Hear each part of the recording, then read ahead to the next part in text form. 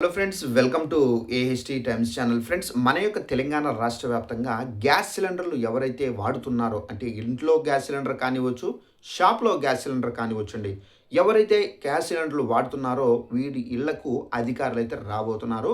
అయితే ఈ అధికారులు వచ్చి మీకు ఈ క్వశ్చన్స్ అనేది అడుగుతారు. ఈ తప్పనిసరిగా మీరు ఈ జవాబులు అయితే ఇవ్వాల్సి అయితే ఉంటుంది. అలాగే అధికారులతో మీరు ఈ ఒకటి చేసుకుంటే కనుక మీ గ్యాస్ కనెక్షన్ రద్దు కాకుండా సేవ్ అవుతుంది.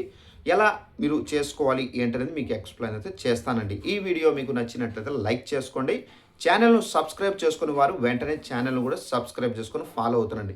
ఇక వివరాల్లోకి వెళ్ళినట్లయితే మన యొక్క తెలంగాణ రాష్ట్ర వ్యాప్తంగా గ్యాస్ సిలిండర్లు ఉన్నవారి ఇళ్లకు అధికారులైతే రాబోతున్నారు. అయితే ఎందుకు రాబోతున్నారని చూసుకున్నట్లయితే ఇప్పుడు మనకు ప్రెజెంట్ ఏంటంటే ఇరాన్, ఇజ్రాయెల్, అమెరికా యుద్ధం అనేది జరుగుతుంది. దీని కారణంగా హార్మోజ్ జలసంధి అనేది మనకు క్లోజ్ చేశారు. అయితే అక్కడ ఇరుక్కుపోయినటువంటి భారత గ్యాస్ నౌకలైతే అక్కడైతే ఇరుక్కుపోయినాయి.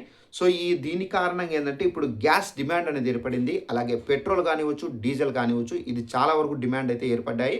అయితే ఇప్పుడు ప్రజెంట్ మనకేందంటే దీన్ని ఆసరగా చేసుకొని ఈ బ్రోకర్స్ ఎవరైతే ఉన్నారో వీళ్ళేందంటే బ్లాక్‌లో ఈ గ్యాస్ సిలిండర్లు అయితే అమ్ముతున్నారు. ఒక్కొక్క సిలిండర్ 3000 నుండి 4000 రూపాయలు. సో మనకు ప్రదేశాన్ని బట్టి రేట్ అనేది ఉందండి. కొన్ని ప్లేసెస్‌లో డిమాండ్ ఎక్కువ ఉంటే గనక 5000కి కూడా అమ్ముతున్నారండి. సో దీన్ని ఆసరాగా చేసుకొని వాళ్ళైతే బాగా డబ్బులు క్యాష్ చేసుకుంటున్నారు. సో దీన్ని గుర్తించినటువంటి కేంద్ర ప్రభుత్వం రాష్ట్రాలకు గ్యాస్ సిలిండర్లు ఉన్న వారికి సర్వే అయితే స్టార్ట్ చేయబోతున్నారు. అయితే ఈ సర్వే అనేది మీ ఇంటికి అధికారులు అయితే వస్తారు. అది గవర్నమెంట్ టీచర్లు కూడా కానివ్వచ్చు, అంగన్వాడీ సంబంధించినటువంటి స్టాఫ్ కూడా రావచ్చు.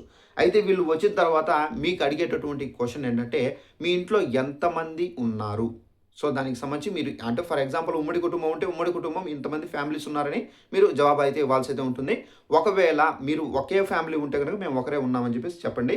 అలాగే నెక్స్ట్ వచ్చేసి మీ ఇంట్లో గ్యాస్ సిలిండర్లకు సంబంధించిన కనెక్షన్లు ఎన్ని ఉన్నాయి అవి అడుగుతారు. సో మీ కనెక్షన్ ఎన్ని ఉన్నాయి అనేది మీరు చెప్పాల్సి అయితే ఉంటుంది. నెక్స్ట్ వచ్చేసి మీ యొక్క గ్యాస్ కనెక్షన్ ఏదైతే ఉందో ఈ గ్యాస్ కనెక్షన్కి ఈకేవైసీ చేసుకున్నారా లేదా అనేది అడుగుతారు. చేసుకుంటే చేసుకున్నామని, లేదంటే లేదని చెప్పండి. ఒకవేళ చేసుకోకపోయినా వాళ్ళే మీకు ఈకేవైసీ చేస్తారు. అది ఏం పెద్ద ప్రాసెస్ కాదు. వేలిముద్ర వేసి మీ యొక్క మొబైల్ నంబర్‌కి ఓటీపీ అనేది వస్తుంది. ఆ ఓటీపీ అనేది అప్డేట్ చేసేస్తారు. అప్డేట్ అయితే ఈకేవైసీ అయిపోయినట్టే. సో మీకు కనెక్షన్ అనేది యాక్టివేషన్ అయిపోతుంది.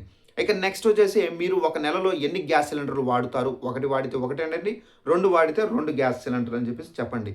ఒకవేళ వాళ్ళు అడిగే క్వశ్చన్ ఏంటంటే మీకు గ్యాస్ సిలిండర్ ఉంది.